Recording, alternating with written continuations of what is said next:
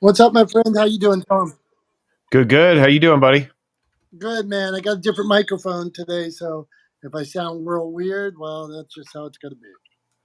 All good. How was California? I tried to accomplish everything I could out in California.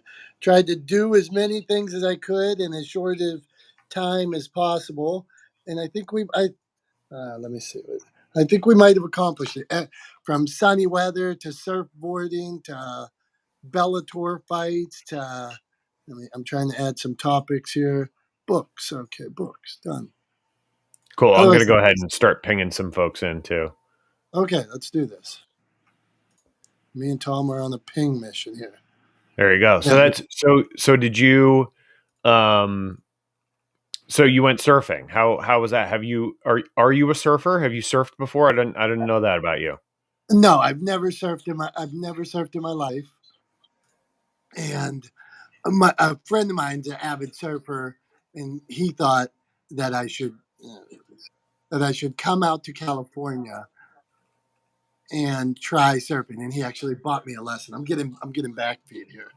It's, let me ping some people in. Okay. Gotcha. How was the lesson? How did it go? Was it harder than you thought it was going to be, or I did think the you did hardest part was to catch the perfect wave. Right, you wait out there, you wait,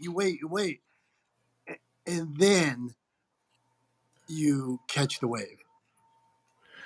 because I've listened. I've never surfed, so I'm not coming at this from any sort of any remote level of expertise. Like the closest I've ever done was like boogie boarding or a little body surfing, like when I was a kid out in Rhode Island. So yeah, so like I've got very little to no experience, but what I've heard from like interviews that I've heard with like pro surfers and people who have been surfing for a long time is they talk about essentially that um, it's all about the wave, because if you get the right wave, if you paddle into it at the right time, if you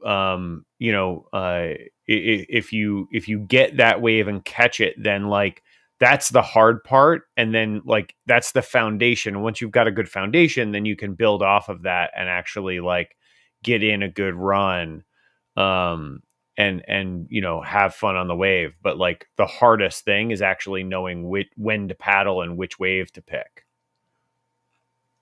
That's what I've heard. But I think a big part of it was finding the right wave. So let me try so I'm so so hearing like reverb from Dom. yeah, I think it was coming through Tom. So let's I got it now. So I think the hardest part.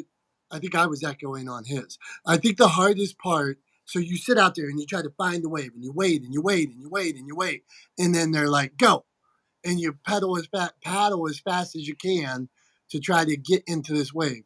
And all of a sudden, as the wave starts to take you, it is scary because when the wave starts to take you, it throws you downward. And when you're going down, everything in your body says protect, right, protect neck, protect body. This is not right. But that's the point where the wave is actually catching you. And then you can try to do your riding. So I ended up riding for about maybe I stood up for 2 seconds. We'll call it 2 seconds, but we will see that. I'm working on a video, so we will see that. Okay, we got all. Let's do this. Dr. Tachi, Julie, Jose, if you want to come up, come on up. Tom, this is the room where we talk Clubhouse podcasting and all things social media. Me and Tom were going at some of. Julie brought up some topics that we wanted to discuss. And one, Julie, thanks for talking about the Google Knowledge Panel last week. That was interesting. And I went right in and went through the whole thing to verify. I had one, but I didn't know mine wasn't verified. So I went through Google and showed them my license and did all the steps. And it really took about 15 minutes tops. And I don't know what that means, but Julie, thank you. And then, Julie, you had a subject you wanted to bring up today, so have at it. Well, it's a subject near and dear to my heart. And as I'm pinging people in, it's bad publicity, good publicity, because especially in Clubhouse here, and this is an interesting story, I received kind of like the backlash of someone else's, hi, Talex, come on up. Bad, very bad publicity. Um, it's all fine now, but I noticed as I was kind of on the backlash of this that all the people were coming out of the woodwork, and like people that I would consider, influencers on this. I'm just using Clubhouse on this app. Were like reaching out to me. And I was thinking, I don't know. It's like bad publicity, good publicity. So I kind of love this topic. And I know Don says no. I can explain more. Interesting. Julie brought up the subject, and I'm like, nope. So I want to hear what Dr. Tachi. I just had automatic no, and that's where I come from. But love to hear what Tom and Dr. Tachi and Marcella say. Is all publicity good publicity? And tell us about this. So let's go, ladies first. Tom, let's go to Dr. Tachi, and then steer us in the right direction. So go on, Dr. Tachi. Good morning. No, I'm on team no, because it's just like not all money is good money. Yes, it's money, but it's not good, and there are things that come attached to that. So simply because you get publicity for something and it may be negative, it has people knowing your name, but that's what they know your name for, and it's very difficult to get away from something negative if it's negative publicity. So no. Okay, that's where Dr. Tachi weighs in. Go on, Tom. Yeah, I mean, I think generally speaking, no, not all publicity is good publicity.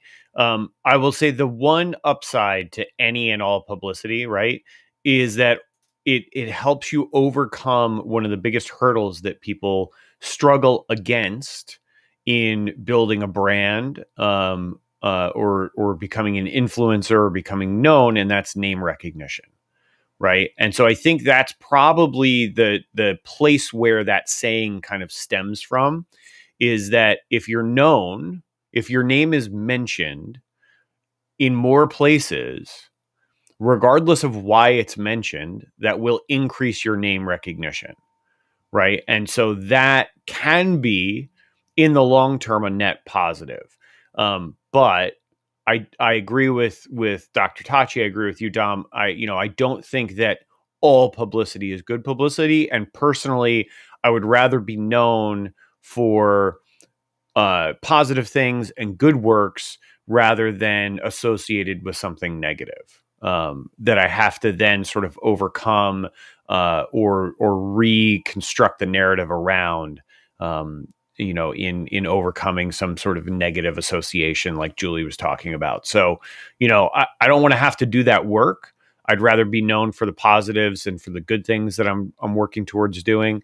But at the end of the day, if for like Julie was talking about, no fault of my own, I end up getting wrapped up in somebody else's mess and my name gets mentioned, and that helps name recognition for me or my brand and the work that we do, trying to make the world a little bit of a better place, and help the way businesses communicate with their communities, and fix some of the things that are broken in that system. If it helps me further that mission, then I'll take that help. I'm not going to go after it, but if it comes my way, I'm not gonna steer away from it either. Julie, you brought this subject up, so where do you weigh in on Tom's thoughts, the back and forth? Go on.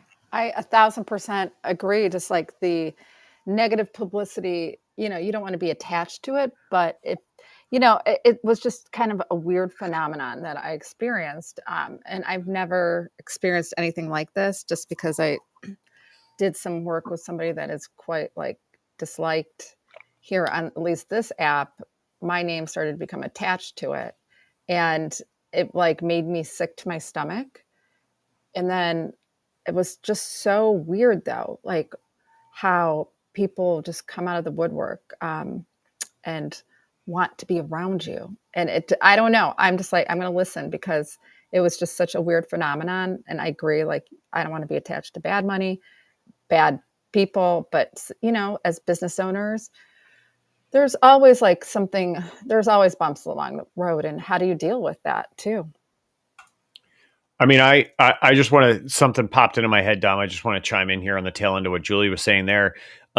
Is, look, if you get wrapped up in some bad press, if you get wrapped up in somebody else's mess or negativity that they've created, maybe there are ways that you can turn that into a net positive, right? Maybe there are ways that you can use that increased recognition that you get from that negative press to further something positive. So I think there's opportunity to turn bad press into something positive. But yeah, I would never go after it, just the same way Julie would never go after it, or Dr. Tachi, or you, or I'm sure anybody else in this room would ever go So many actively people seek that do. out. I have just seen a different side of Clubhouse, and I'm just speaking to Clubhouse since that's part of I hear the reverbs from Tom, I think. Just the Clubhouse, people just anything to get seen, anything to get heard. People will say the most outlandish things you've ever heard. And it's an interesting kind of introspection into the human behavior too. How badly do you want to get popular or noticed or famous or get that quick buck? So I don't know. People are odd. I mean, I think Julie, that's something that we see across sort of all kind of social media, right? And this is social audio, right? So we see that across all social media. There is a tendency to sort of race to the bottom, right? In terms of negative attention is the easiest to get. It's the shortest path to notoriety, right? Is negative attention. And there's a whole bunch of psychology behind why that is. But yeah, I mean, negative attention is the easiest kind of attention to get. It's why we see negative stories in popular news media and 24-hour news channels pushing negative stories all the time. It's why we see negative content on Facebook blowing up and negative content here blowing up. And it's because it's the easiest kind of attention to get. And if your goal is to try to get attention, and you don't really care how you get that attention, then that's what you're going to do, right? Because that's the shortest path to accomplishing that goal. But like anything else, anything of value, I think, is worth working for. And so if you want to achieve, recognition or notoriety, or further a mission, then there's a right way and a wrong way to do it. And obviously negative attention is the wrong way to do it. And there are a bunch of other Is this and better popcorn ways style? to do it. Excuse me, this is Nicholas Sattva. Is this popcorn style? I just want to. Oh, sorry, Nick. No, what we do here, and I'll give what we go around the horn. But if you want to flash at any time, Nick, feel free to flash away, and we will come over and do your thing. We'll have Tom finish his thought, and you can jump in, and then we'll go to Marcella. So go on, Tom. Yeah, no, I mean, I was pretty much finished up. I just, yeah. I think that if you're, there's a right way and a wrong way to do it. Obviously, negative attention, I think, is the wrong way to do it. It can boost your name recognition. Like I said, if you get caught up in it, then I think there's opportunity to turn that into a positive. But yeah, I would never go after it. I think it creates a race to the bottom, and that's what you see. That I think that's what Julie's describing, is that race to the bottom that we see on social media, because it's so easy to get negative attention. I read a book by a past president recently, and this president felt they were one of the first people to use social media during the election process. And they were able to win using positivity and things like that. And it was eye-opening for campaigns and things at this time, that you could use social media, lower cost way of getting out to the masses and things like that. And they said what they didn't think about in politics was that social media could be used negatively, as you are saying. In those same, you could put out messages in reverse and win elections as well. And so we're seeing that in politics at this point. So what we got Satba and then Marcella. So I think it's Satba. Please correct me Yeah. because I want to know how to pronounce that. And you Thanks, look good there. Dominic. You look good there in that suit, man. The Yeah, it's a Brooks Brothers cuffs look suit, good. The brother. tie looks good. So go on. Yep. Thanks so much. Yeah. So thank you so much. And the topic about what Julie was saying and Tom was saying, what we're elucidating, if you will, here, is really the dynamics of gossip. And I know what gossip is because I've had it experienced against me. If you want to know more about my story, you can join my club. It starts on the 31st of October at Requiem for the Living. However, for the sake of the stage and what we're doing on here, gossip works because it's this thing called black magic. There's an actual term for it. It's called an egregor. E-G-R, O-G, egregor. E-G-R, anyway, egregor. E-G-R-O-G, egregor, O-R-E. And it's a thing king. So what it is basically is something that is created and manifested in the mind. It's a, and it has sort of like a volition of its own. And what happens is when one person, two people, three people begin thinking about something negative, or they start casting a negative will on something or some idea, concept, person, etc., it begins to take on a form. And the more people who put energy into it with their intention, their attention, this is proven through the double slit experiment, it grows.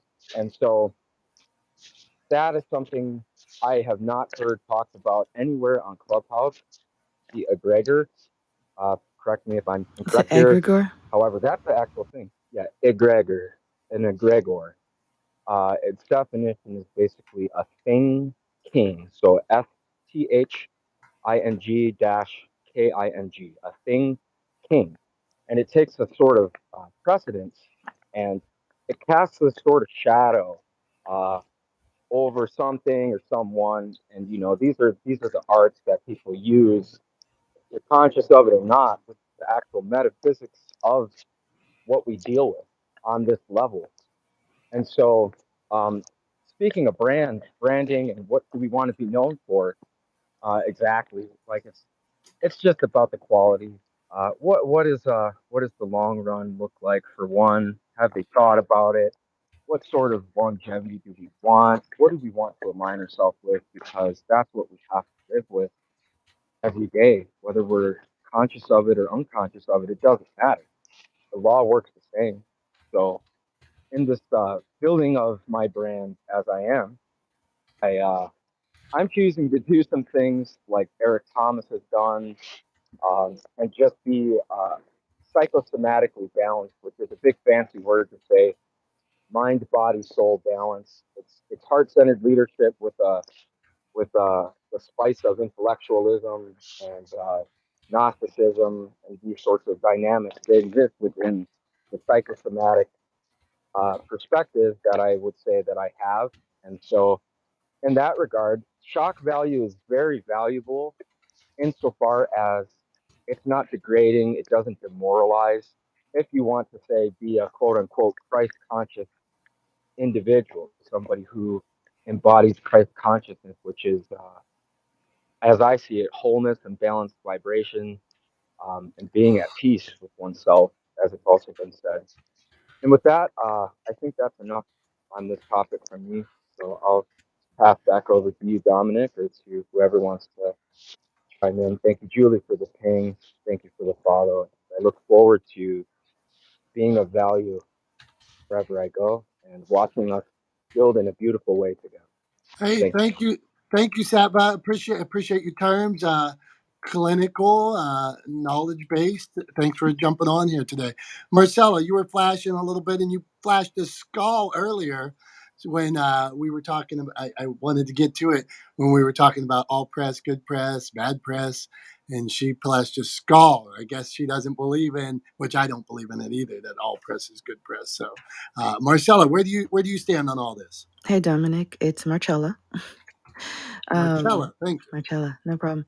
Oh, where do I stand on this? I told Julie to stay away from the rooms.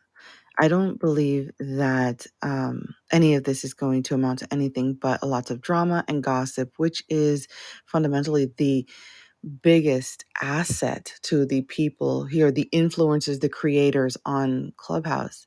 I'm not fond of those rooms. Maybe it's my neurodivergency. I tend to stay away from larger rooms. I did go in to listen, but the energy and the vitriol, everything was just way too much for me.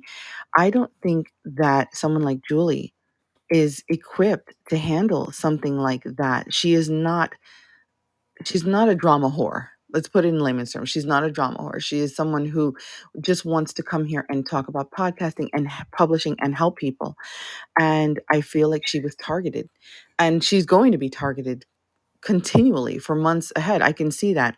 People will come out of the woodwork and just accuse her of things just to have something to talk about. And like she said, to be seen. To have someone say, oh, I spoke with her. Well, I was connected to her. Well, she did this to me. And it's not a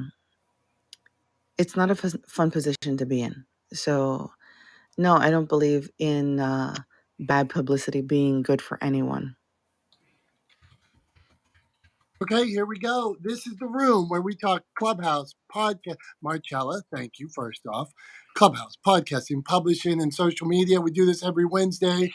We have a club. If you'd like to join the club, we won't ping you too often, and it's not branded as anything other than this room where we talk about all these subjects: Clubhouse, podcasting, publishing, and social media. You never know where it's going to go. The conversation goes all over the place. So one of the things that I wanted to bring up today. I spent a couple days in LA, actually like Huntington Beach and Long Beach and stuff like that. And what I learned out there, what I think I learned was that one, they love YouTubers, they love content. I understood that content is king out there. You could see George Clooney walking down the street, but if the league, I was at a Bellator fight and the Liver King walked in, this guy I just met, I just learned about that week in LA, and the Liver King walked in, and it was like the president of the United States walked in. I mean, people were like standing and taking pictures of him. And then we'd drive down the road and they'd say, oh, this guy here, he does surfing videos on YouTube. He has this many millions. We drive somewhere else, and that wasn't even the subject matter we were talking about.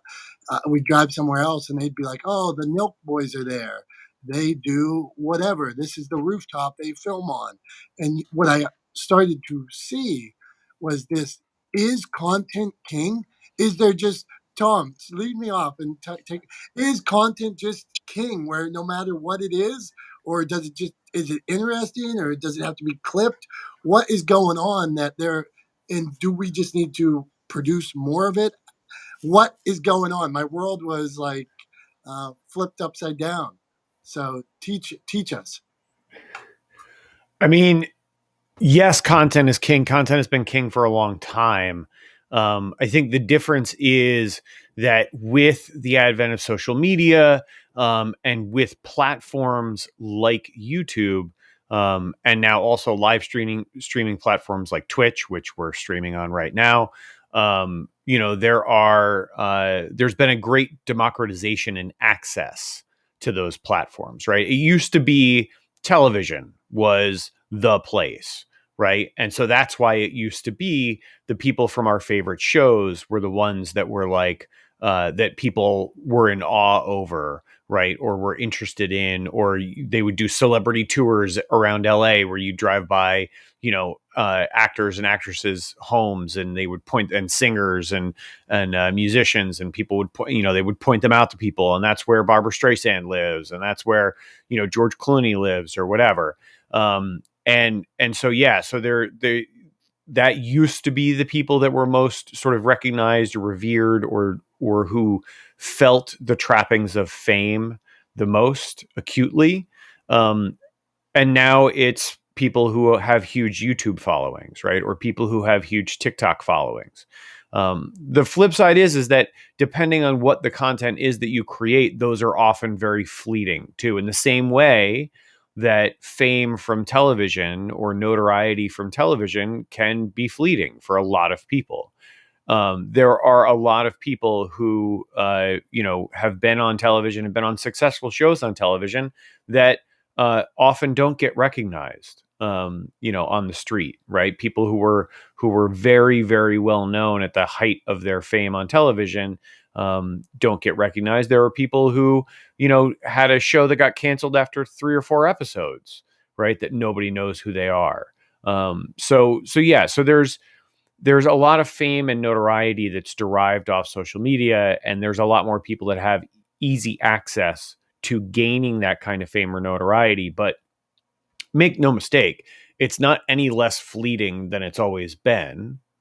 And I think in order to to create a long-lasting presence online, a long-lasting digital presence in content, then that content has to be tied to value. Sometimes that's entertainment value. It could be that you're the funniest person in your niche, right? It could be that you're an incredibly informative person and the way you present information really resonates with your audience.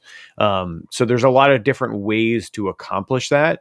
But I think at the end of the day, it's it's all about delivering value in order to create a long-term platform that you can depend on, and a community to build a community around your content that you can depend on.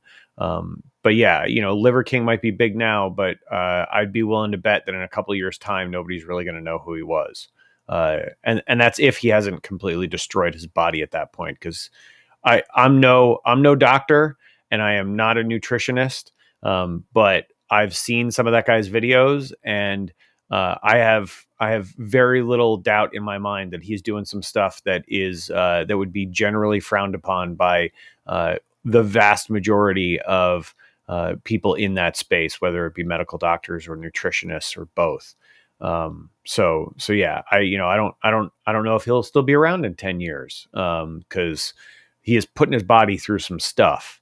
But yeah, and who knows? But like, I would be willing to bet in 5 years nobody's going to know who that guy was or who that guy is. But is that the point?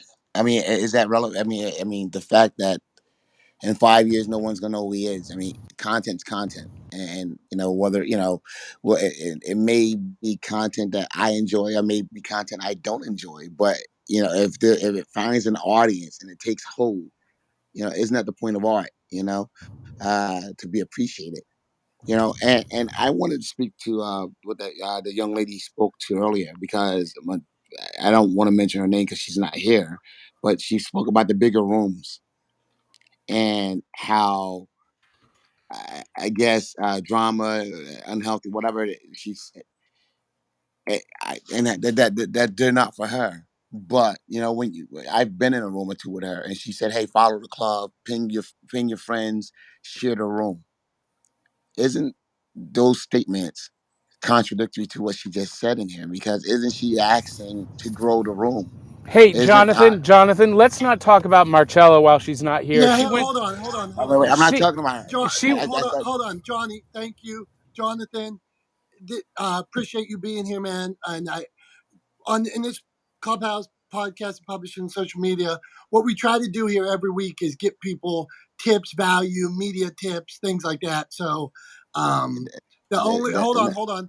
So, anybody, we are what do we always say?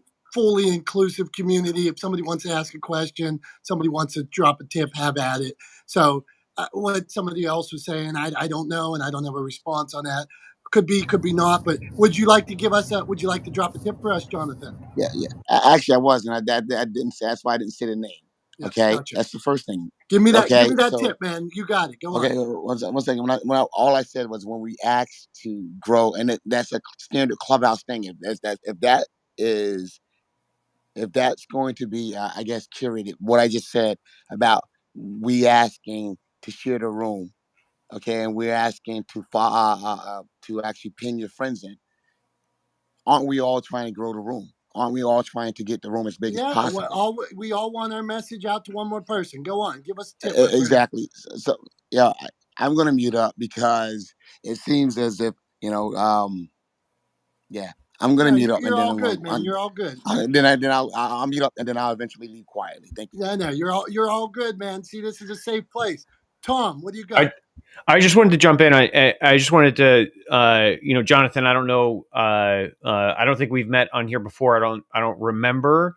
And if you've been in the room before, I apologize. I don't remember seeing you in the room before.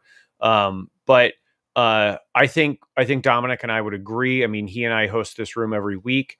I think he and I would agree that our goal here is not to grow the room above any and all out, like anything else. Like, that's not the goal here. Our goal is not to grow the room. Our goal is to provide value to the community of folks that join us here every week. And if that leads to growth in the space, which I believe both of us believe it will over time, and it has over time, that's great. The bigger we can make that community and the more people that can benefit from being members of it, I think the better off we're all going to be. But our goal is not to grow the room for the sake of growing the room. That's not something that either one of us is really interested in doing. So I just wanted to let you know, kind of, that's our purpose here. Our purpose here is to share value and create value for the membership of this community. And yeah, so that's why Dominick was asking you if you wanted to drop a tip or share some knowledge or Tom, ask a question. Tom, I have a question for you. That's what we like to do here. Tom, I'm asking a question. If you're providing something that's valuable, isn't the point of providing something valuable? Okay, people, when they see value, they will come, which leads to the growth. Is what you're saying, organic growth, and that's, I said nothing to the contrary. So we always try to provide value. But here's the thing, value is in the eye of the beholder. What may be valuable to you may not be valuable to me, and so I came in and there was a discussion about Clubhouse and some of the other rooms that was going on, and you guys had that discussion. And when I tried to chime in on that discussion, I was told, no, no, no, no, that's not what we do. And there was a discussion that was being had. And so when I went to express my point of view, it was you guys essentially said, hey, no, no, no, no, that's not what we do here. And there was a conversation about the larger rooms, Hey, fair, and I was chiming Jonathan. in. Jonathan, it's fair. Your point is well taken. We are always trying to improve. So we appreciate the feedback, and that's something that And I we're think, open.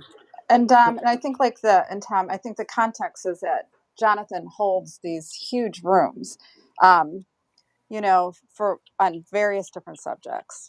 So I think, like, and I get it. Like, okay, so you're in a huge room and you never know who you're going to touch. So I don't know if size matters. I mean, like, for reals, or, you just never know who you're going to touch. But I think it's just an interesting insight as well to, like, how you run rooms, how I run rooms, how Jonathan runs rooms, how Johnny and everybody else here, we all do it differently. So it's an Yeah, interesting context. very true, Julian, and Jonathan. Let me just double back.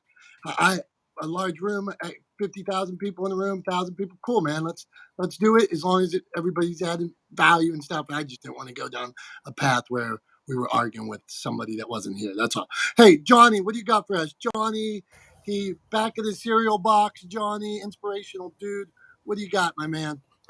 Good morning, friends and foes. And I didn't mean to jump the gun on Jonathan, but I am familiar with that situation and just didn't want it going down a path that it shouldn't have gone.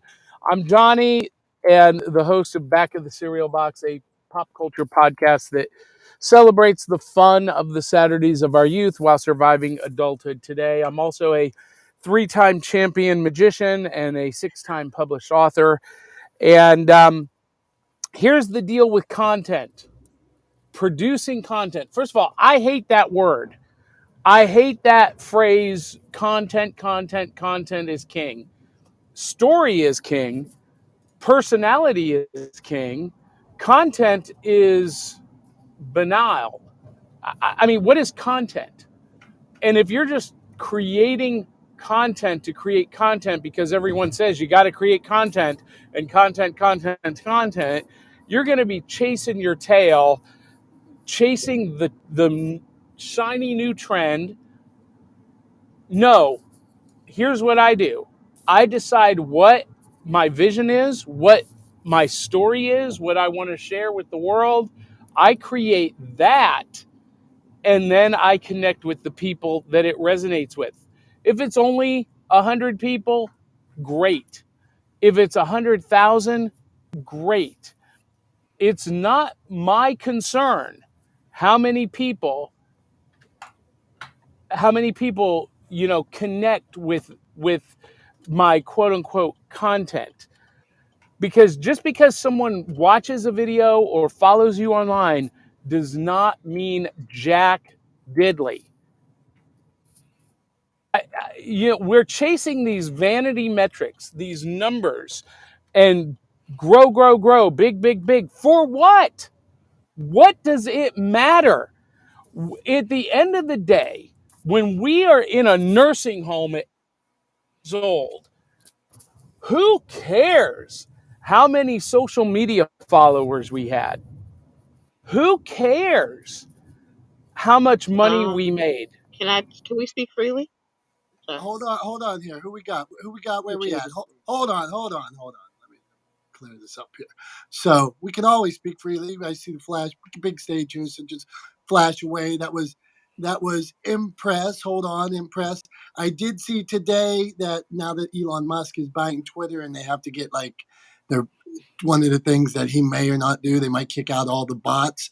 They said that would make him lose millions of followers.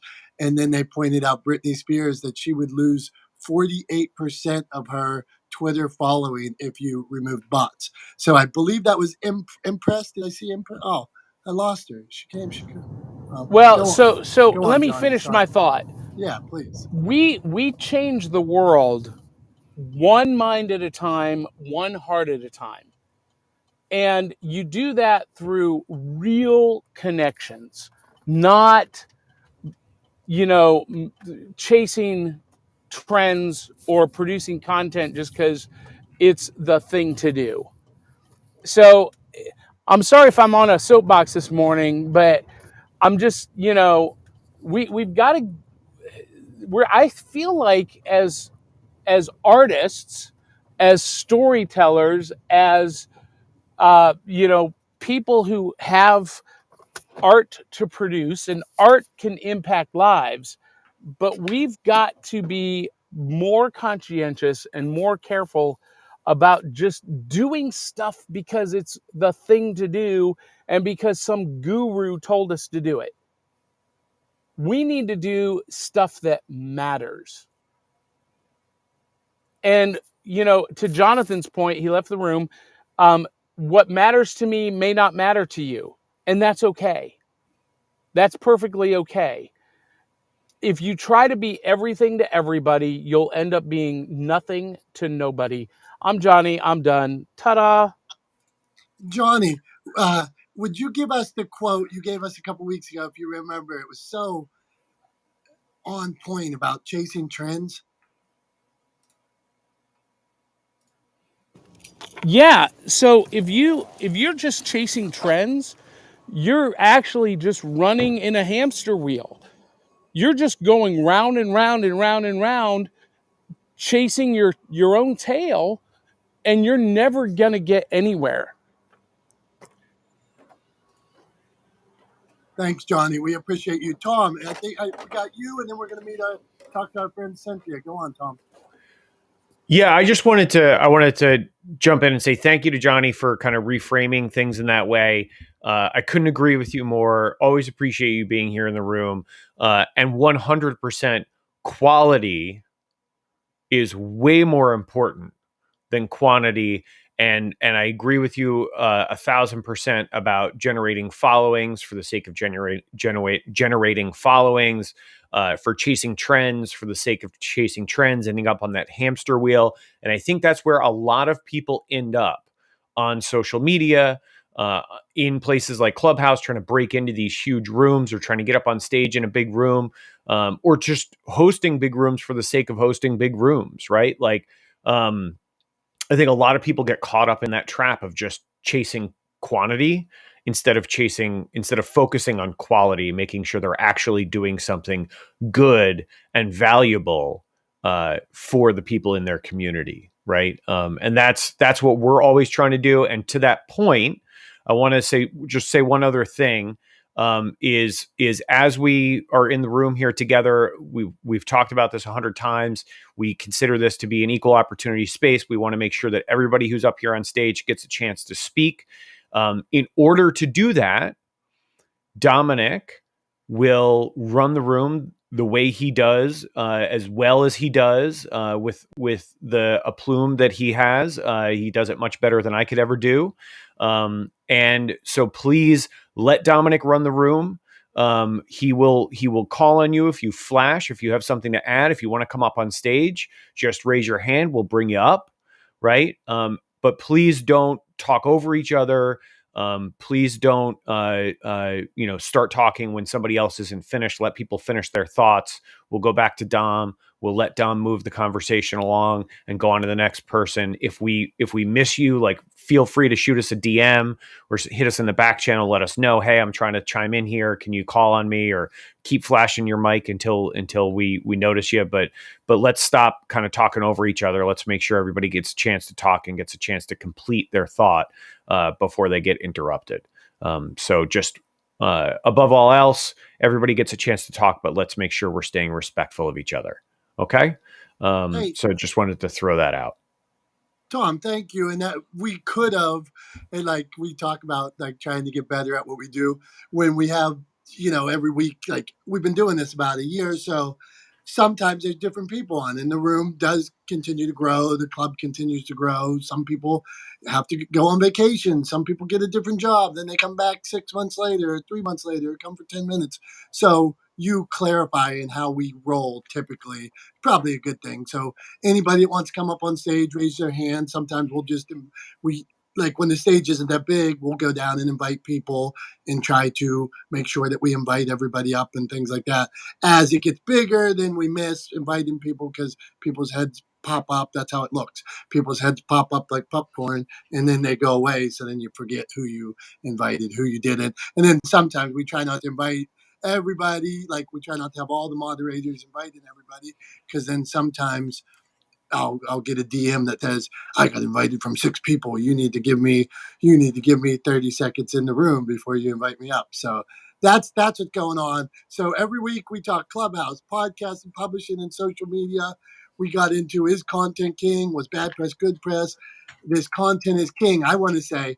So in my trip to California, I found out about the Liver King, Milk Boys, surf videos. We watch YouTube all the time. We went past their YouTube houses in Laguna Beach and things like that. One that I loved was the Milk Boys. It was funny. I got humor from it. They also gave money to people that did their, helped people out. Now, Tom was a professional videographer. Tom, half the video is completely out of focus, like where they're switching the camera back and forth like this, but I still love it. So is that, I thought it was really cool. So what do you think about when somebody's producing? Like, if I produce a video, I made one out there surfing. The videography with my friend Jim, Ajay, and Sophia taking video might not be the best. Should we still put out that kind of content when it isn't Emmy nominated like yourself, caliber?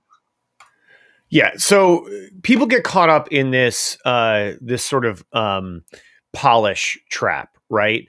And it's, again, it goes back to, and we've talked, like, I've talked about this before a bunch of times in here, but talking about this idea that people try to be, like, sort of perfect, and they try to put forward this sort of perfect image or this perfect version of themselves on social media, and that extends to the way that they film things, or trying to make things, the camera work, be perfect, et cetera, et cetera. And I think it's a waste of time, and it's a great way to get yourself stuck not actually putting anything out in the world or sharing your story or sharing value with your community, because you're focusing on things that no one else expects of you.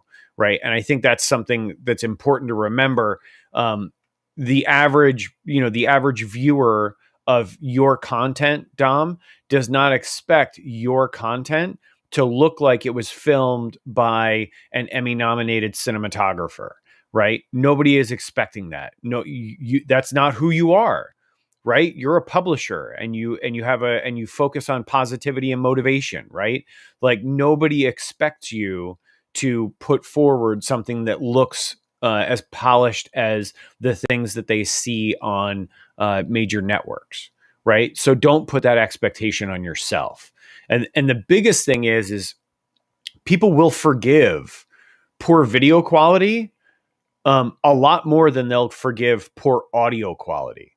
So the most important thing, if you're going to create video content, if you're going to create, and I'm like, now I don't even want to use the word content because of what Johnny said, and because I agree with what Johnny said. So if you're creating videos that you're sharing online, that you're sharing on your platforms, then make sure that the audio is intelligible first, and then the video comes actually second too. They've found that people will swipe away from or navigate away from videos with audio that they cannot understand faster than they will videos with good audio, but where the camera work is a little bit shaky, or maybe it's out of focus at a point or two, or something like that, right? So make sure that your message can be heard first and seen second when it comes to creating social media videos. That's my tip off of the back end of that, Dom. And I saw you throw a heart, Okay, Johnny. Thank you for that. I love that. Johnny loves it. Go on, John. Any more than just love, or you want to keep going, Johnny? Well, yeah. So, and I come back to John Lasseter, who was the CEO and creative artistic director of Pixar, said that story is king. That the story that needs to be told is the number one driving factor of how they produce a Pixar film. And if something does not move the story, it gets cut. And they focus first on story, then on characters, and then on technique. And I feel like that's really the heart of creating a project, whether that be print, video, podcast, on social media. Where is the heart? What is the why? And where is the focus? And I just feel like story is king. Tell your story first, let the other pieces fall into place as they are able to. That's just my opinion. Johnny, thank you. Go on, Tom. I got to throw one thing in here on story just to further what Johnny's talking about. Story is paramount to what you create. Telling good stories is paramount. And here's the reason why.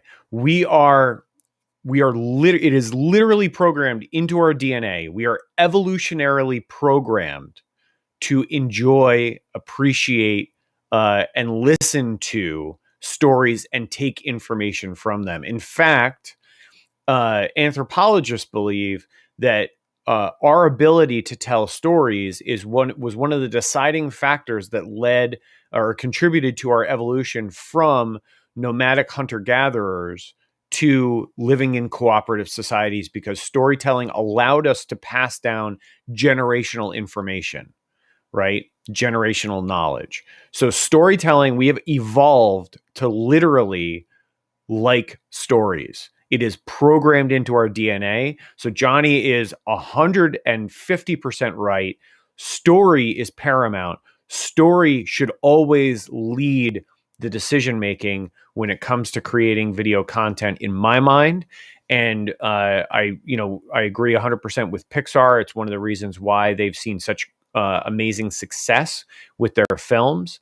But yeah, without a question, story matters. And that's why I'm always telling people that they should share their stories. They should talk, like we talked about before we got on before we went live this morning, right? Share your why, right? You have to tell your story, share your story, and that will help you build a community around your brand, around your business, around yourself, whatever your goals may be. But share your story, because that will allow you to connect with other people.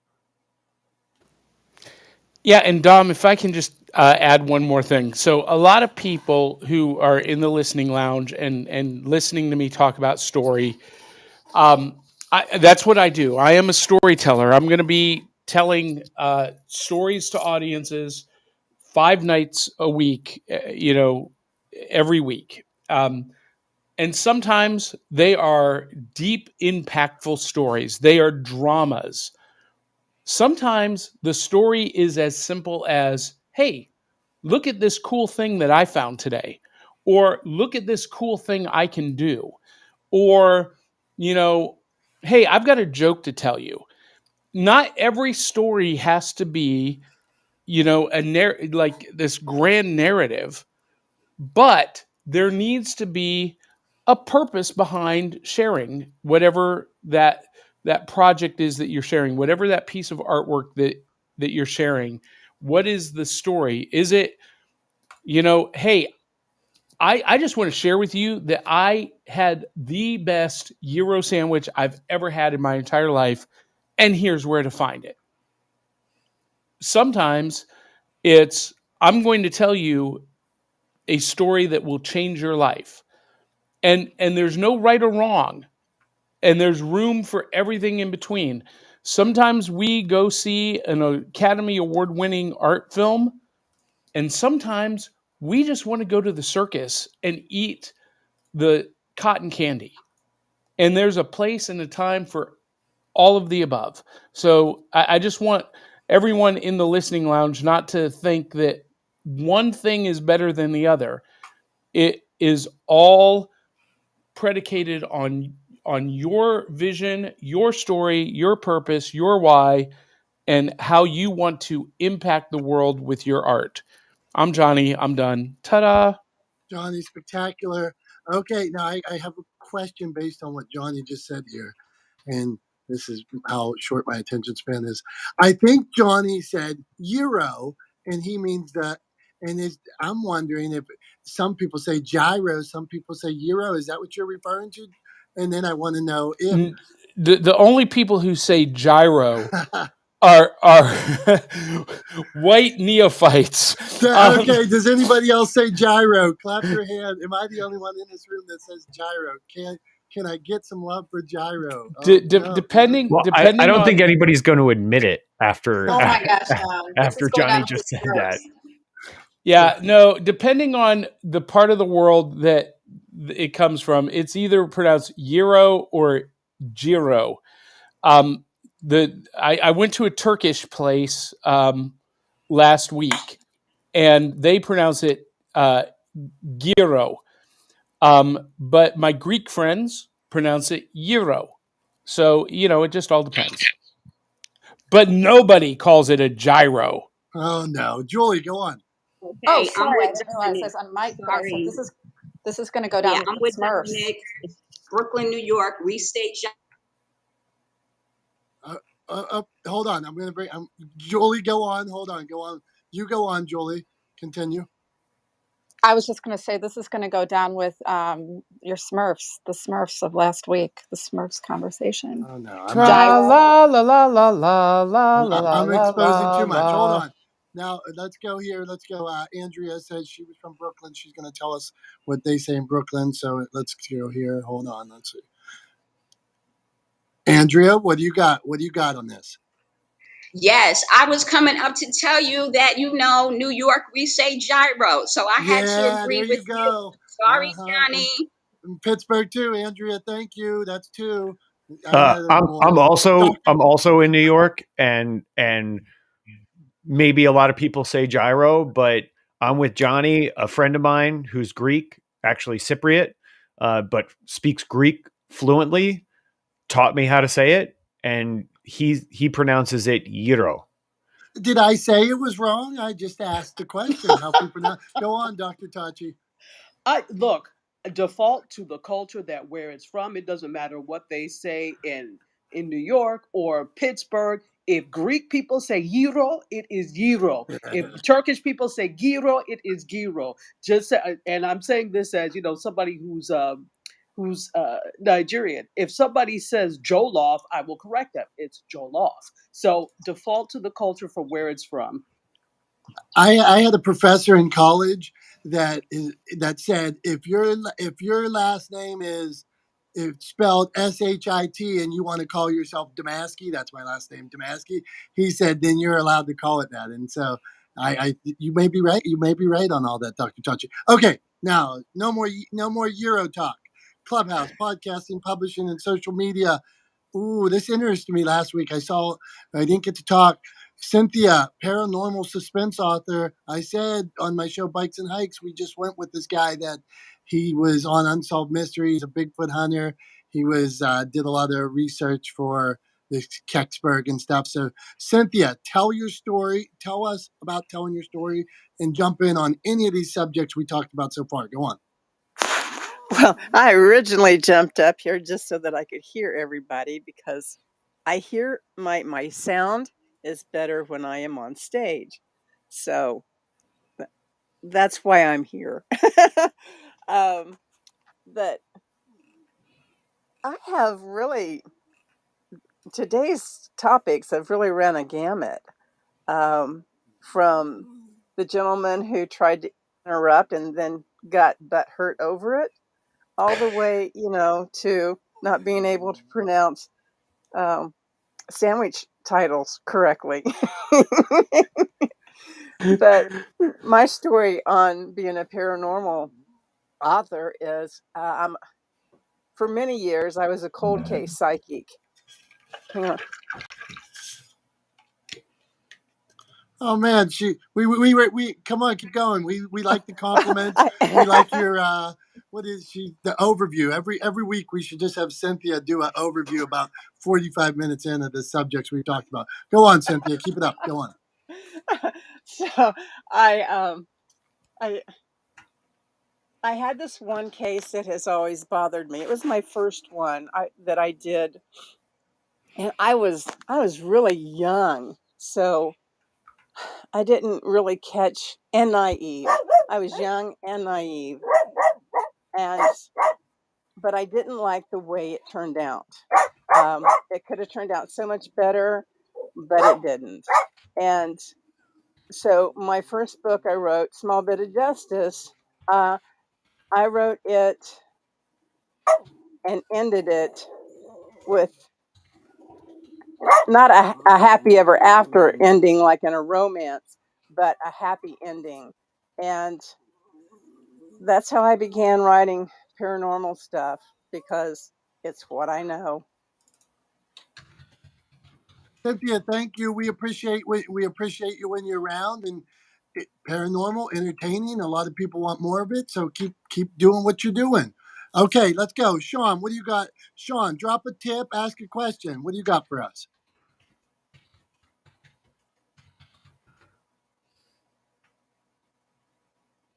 Chainsaw. Well, maybe we'll get back to Sean. Who knows? If you're around, just flashing a bit, Sean. And you've heard all the subjects we've been talking about. Influence. I'm reading their bio. Influencer, personal stylist. I need a stylist. Julie said I wear blue too much. I don't have blue on today. So, Ann, go on. Where would you like to weigh in today? Tom, I'm up. You're batting 1,000, Dominic. You're batting It's 1,000. two in a No, row, we're gonna keep man. going. Let's see if I can strike out again. Amanda. Okay, she's flashing. Amanda. Okay, now I'm reading Amanda's full bio because if you are still here, let's see here. Amanda is still here. Harvard, 20 years experience, analytics, data machine learning, subject matter expert, big data, very interesting. She sounds smart. all subjects that I felt along the way. Amanda, where do you want to weigh in on all this? Yeah, so I love this discussion and I love what Johnny shared. And I think Jolie Flash says she's here because she can laugh, because I think I'm gonna backstep on some of the things that I said yesterday in a room she was in, because I really got to thinking on what Johnny was saying. And so what I had said in a room yesterday was, I have been fighting consistently with my presence online, whether I should humanize myself or whether I should be more professional, because I kind of want to get into more consulting, things like that. So at first I started out being more of a human aspect and having some of my personal stuff out there. Then I kind of wiped it all and I've been more just data science oriented. But what I was thinking about was, I'm about to speak at my undergrad at Penn State. And so they asked me to come back. And it's interesting because they didn't say, hey, I want you to come back and speak about data science and analytics and machine learning, all this stuff. No, they said, hey, when you spoke the last time you were here, the students really enjoyed when you talked about your journey to get where you're at, because you had a non-traditional journey and blah, blah, blah. So I found that interesting, because a lot of the panels I'm on, it's going to be, if you're not into this and geek out, it's very dry, because it's going to be machine learning, coding, dry subjects, right? But I found that interesting that they want me to come back about my story. And when I was thinking too, I started a newsletter on LinkedIn, and it's ironically, it's Tech Data AI. Oh my, hello, because that's, how I breathe every day. And it's interesting because I thought about it, I'm like, wait a minute, I actually put my bio at the beginning about what I'm working on and like a little about me. So I'm like, wait a minute, maybe I do still have like some personal stuff here and it's actually working along with the professional. So I just wanted to throw that out there, because yesterday I was saying, I kind of think I just want to stay away from the personal again. But then I'm like, wait a minute, I think people like both. So what Johnny said about sharing the personal with the, however you want to mix it up. But anyway, that was kind of like my thoughts. I don't know if it's a tip necessarily, but maybe it is for somebody. If you're like me and you're like, there's too much, cyberbullying and negativity, and I can't put a human element out there. And that was kind of me, by the way. But now I'm like, well, wait a minute, I probably should. But anyway, thanks, Dominic, for the room, and Tom and everyone Amanda, on love that. stage. Johnny, let's hit Julie, then Johnny on this. Oh, I think what Amanda's saying, and she's amazing, and she's amazingly smart. So if anyone has problems with math or statistics, Amanda's your girl. But I think that the big question is, know your audience and what do they like, and test it out. I have found the personal stories, even though I promote myself professionally, people connect with that. Something resonates about my life, my struggle, that I'm a real human, and at least on social media. And that's where I garner the most connections and engagement, when I do share my personal stories and my personal struggles. For some reason, people like to know that they're not alone. So thanks, Amanda. Yeah, people want to do business with other people. They want to know that you are a living, breathing, real person and not just a set of data. So yeah, maybe curate what you share, but be real, be a person. I'm going to jump in here too, real quick, Tom, and just throw this out. I not only do I think it's important to share some of who you are as a person in your in what you create online and in your presence in the sort of in the digital space, but I think it's actually crucial because, as Johnny just pointed out, people want to do business with people. They don't do business with with a title. They don't do business with your educational background. They don't do business with your certifications. They do business with you. And I think, to put a very fine point on this, I think this whole notion of sort of separating personal and professional is, pardon my French, bullshit. I'm me, whether I'm at work or I'm sitting on the couch with with Becky, or I'm out at a bar with friends, or I'm at a networking event. Everywhere I go, I'm me, whether I'm representing my business or not. Now, of course, I do my best to always represent my business well and to conduct myself in a good, positive way. But this whole idea of separating who you are at work from who you are outside of work is bullshit. You're the same person all the time, 24/7, and I don't have the energy to try to pretend to be somebody else part of the day and then be who I actually am the rest of the day. Just be who you are. I'm going to trot this phrase out again. I've used it before in here. Be relentlessly authentic, and people will respond to that and connect with you over that relentless authenticity. Thanks, Tom. Tom, that was absolute fire.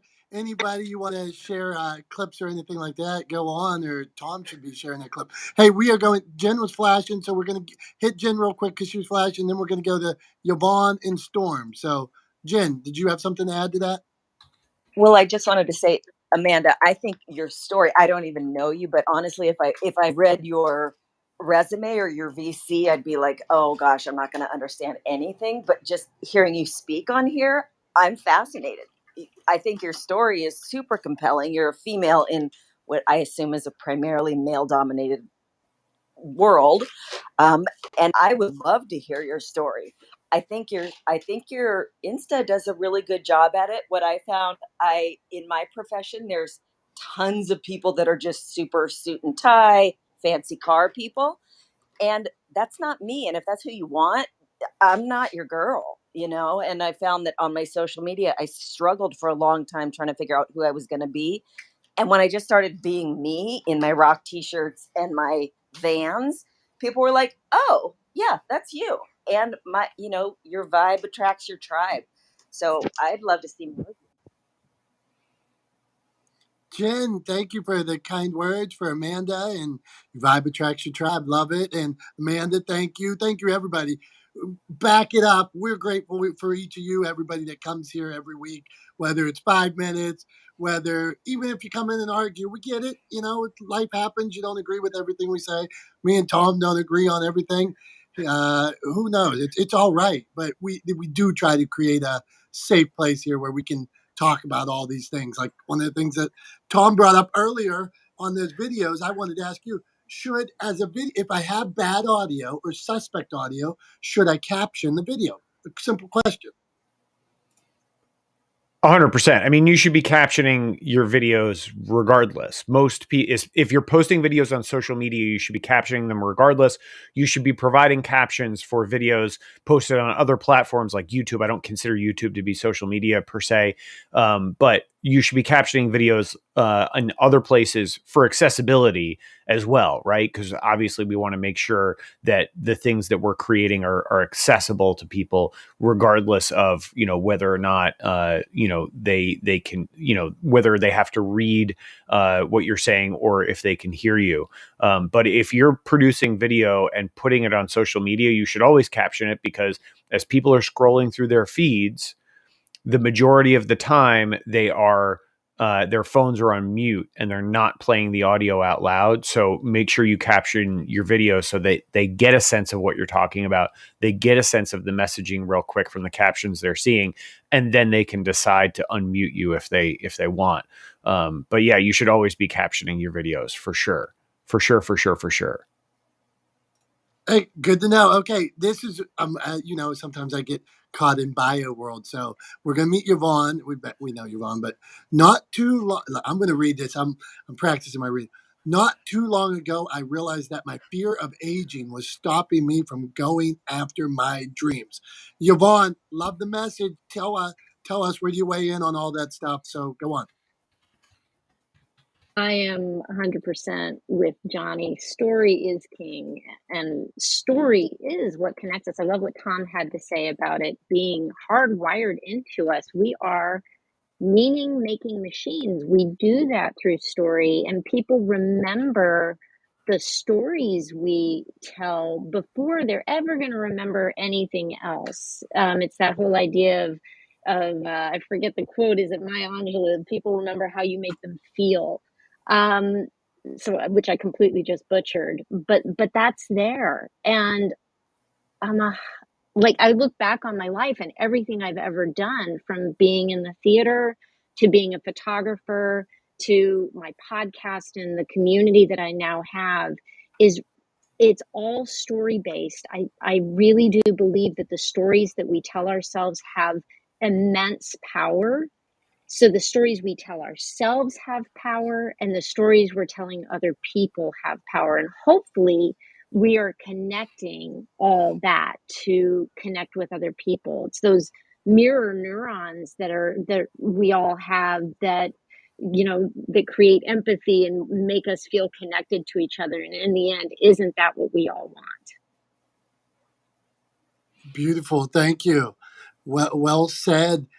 Always nice to have you in here. Uh, let's meet Storm. Storm, reading. I'm reading. I keep reading bios. You guys have me.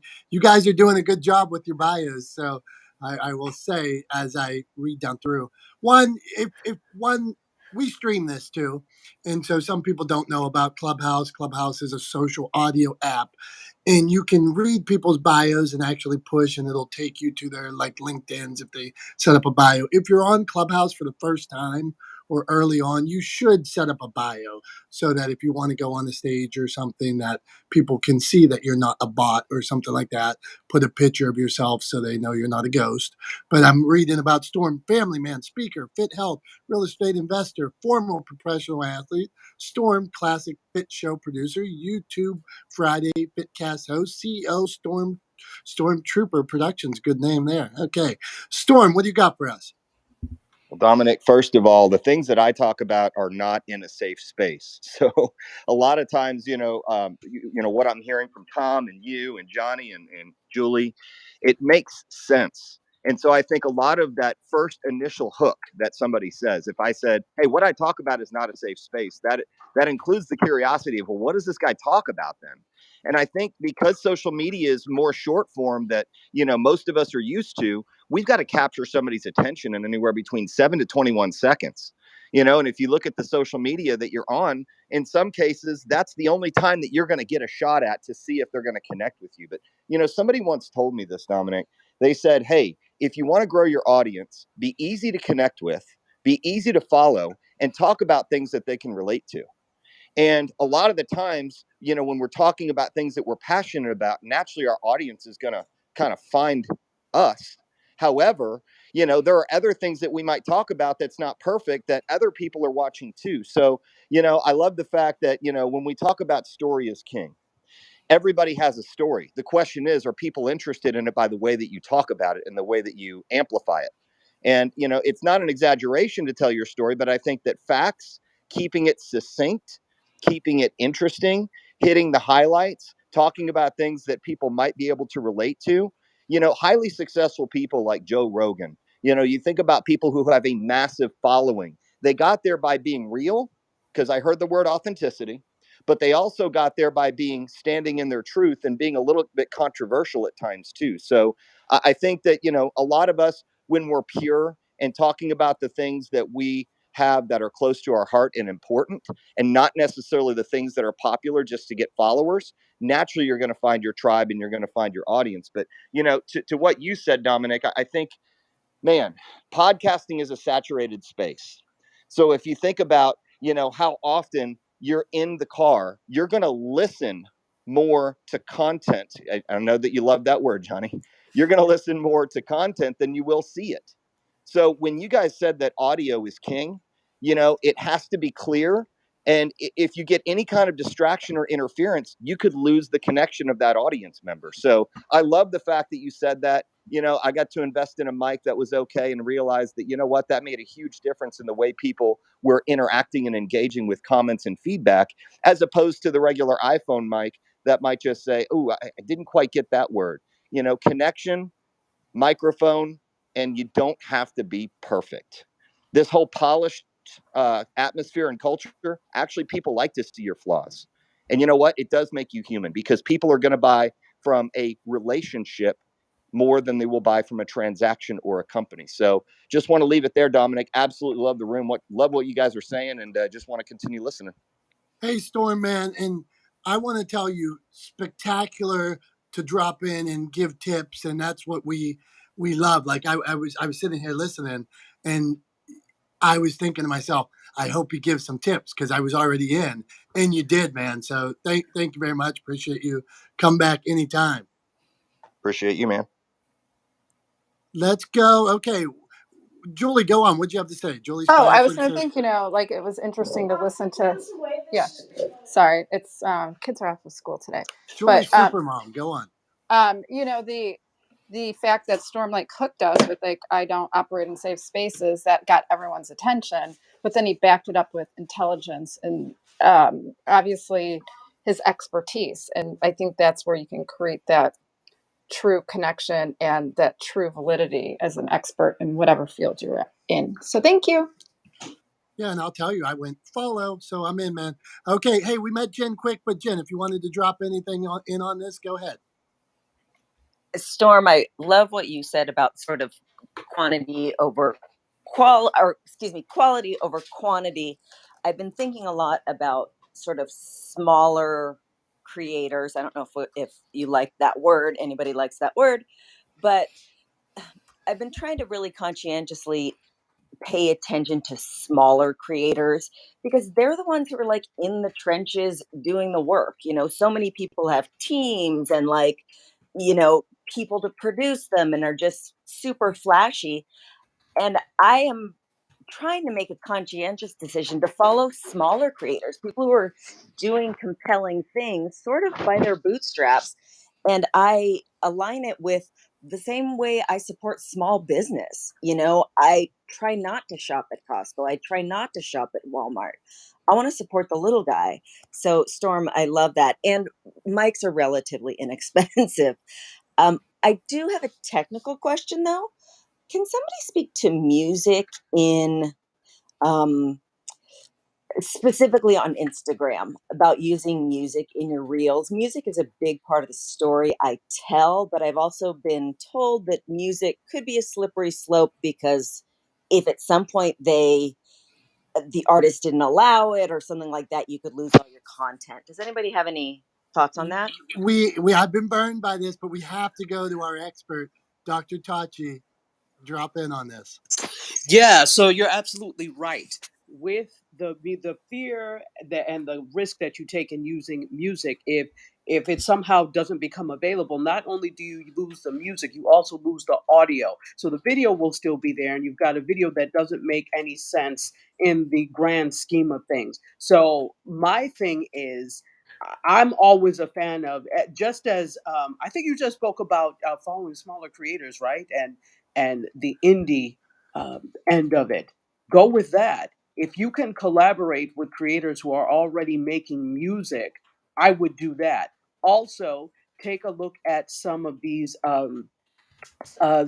places where you can purchase the royalty-free music. That doesn't mean that you won't have to whitelist it, because sometimes you run into issues with that as well, but far less often than you do for popular copyrighted music. So you'll often be able to find some music that kind of fits the mood, whether it's instrumental or whatever, of what you want. I think people are just used to the popular music, and so that's the first thing we gravitate toward. So I'm not saying stay away from it, but know that you take a risk when you do use popular music, that if that song is no longer available, it can mess up the whole trajectory of your video. So I would just either don't use it if you don't have to, or go with something that you actually have made a deal with another creator, or buy royalty free. That's what I would say.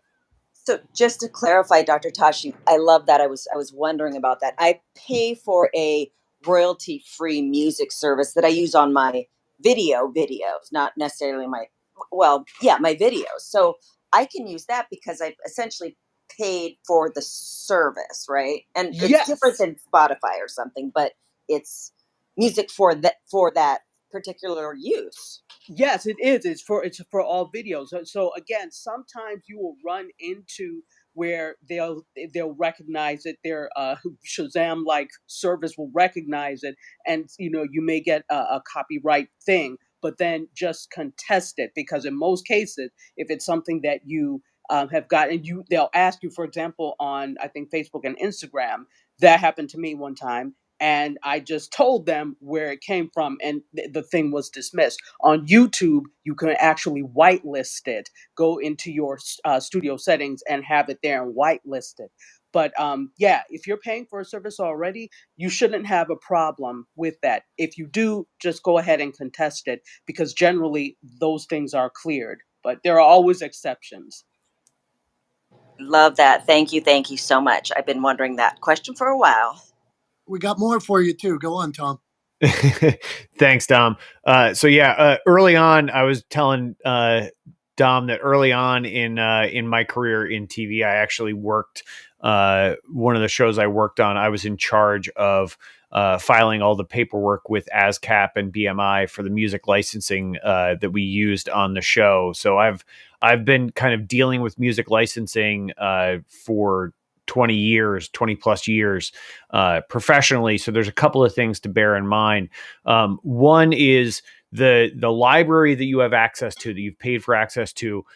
Make sure that the licensing agreement that comes with that access specifies that you can use that music for commercial purposes. That's crucially important. One of the things you'll run into is the commercial music that's available for Reels and things that's built into Instagram and TikTok. That music is specifically not allowed for commercial accounts on Instagram. You'll notice that if it's licensed music, it won't be available for use on your business account. And if you're found to be using licensable music for business purposes, then you open yourself up to some liability for lawsuits, or at the very least for having that content removed. So just make sure that you pay attention to the use criteria in the licensing agreement that you have with the library that you subscribe to. And then the other thing too is the way I would encourage you thinking about music is I like to do something that I found out after the fact that Ken Burns does also. The documentarian is when I edit a piece of video to music or with music, what I do is I select the music first. I pick the music that evokes the right emotional tone for the piece, and then I edit the video on top of the music that I've already selected.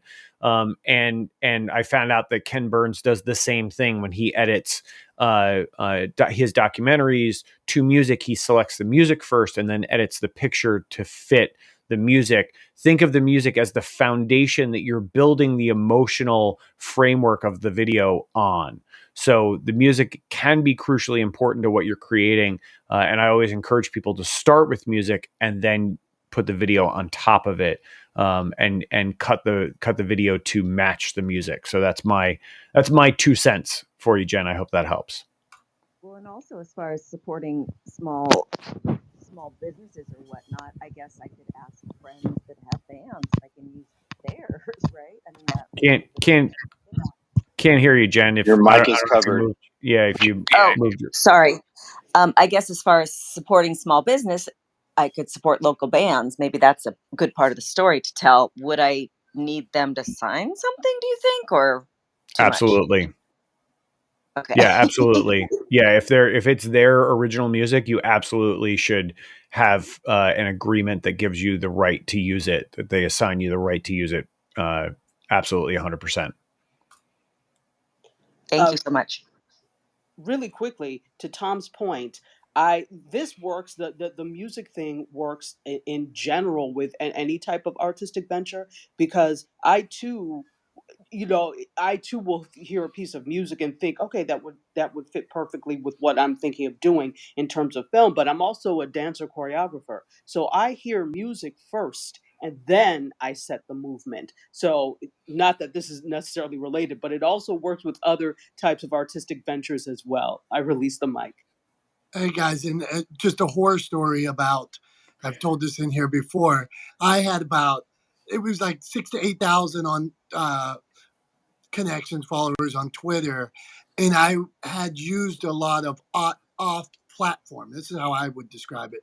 So like it seems right now like Instagram's Instagram seems to really have great music on there, the great licensing agreements that you can use on their platform.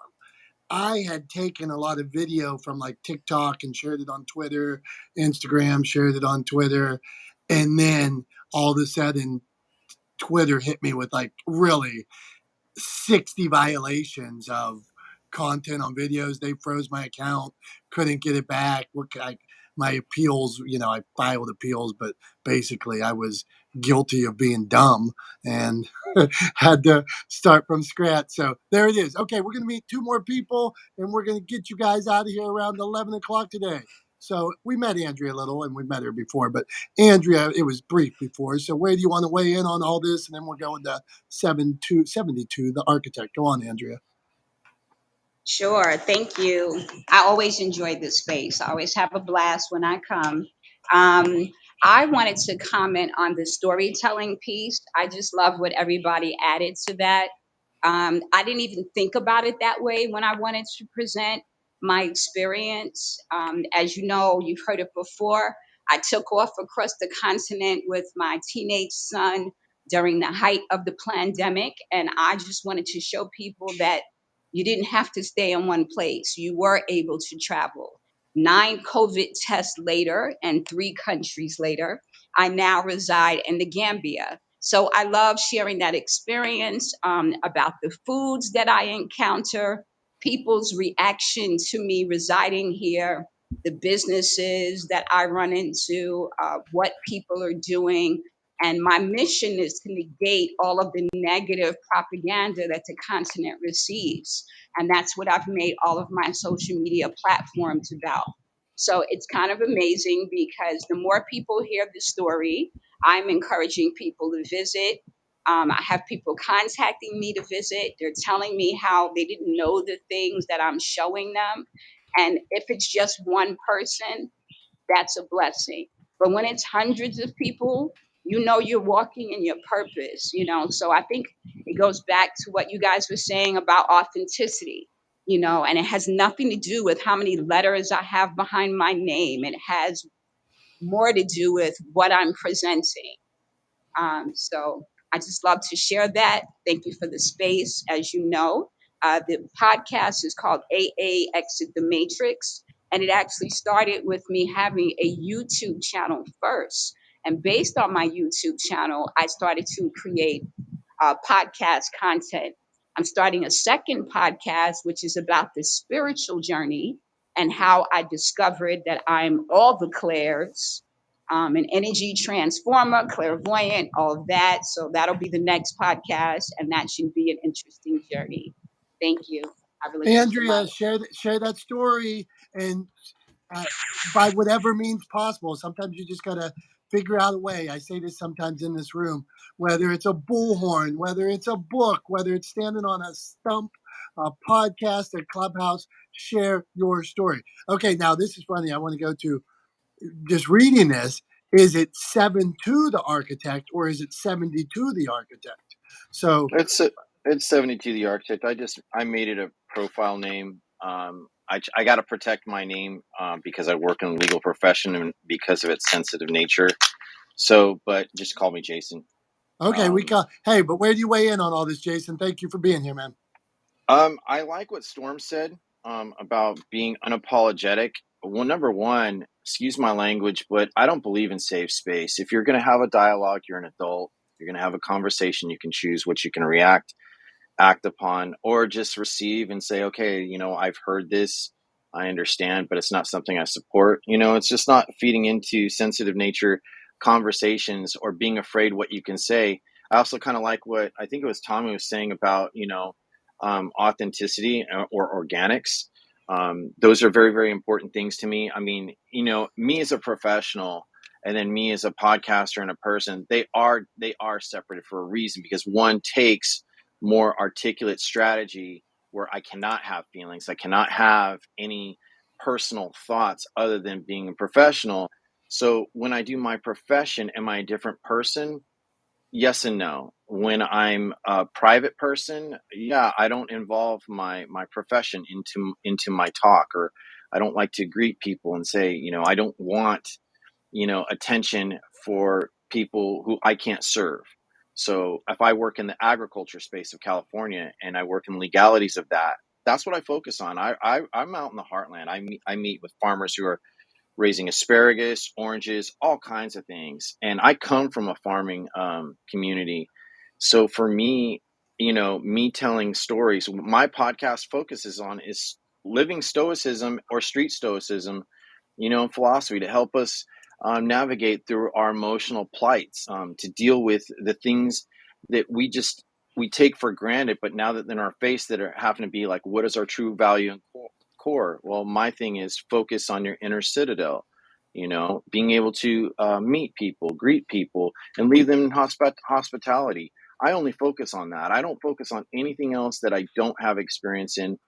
Am I popular? Not necessarily, but I really like when it comes to storytelling, whether you're telling a story to your kids, your colleagues, your friends, your partners, you're creating connection and relativity, and if you can't be relatable, I don't care what kind of verbiage you got of a wealth of dictionary of words. If you can't relate and you can't be related to, you're not a storyteller. A lot of people want podcasts because they're just tired of being quiet. That's the thing.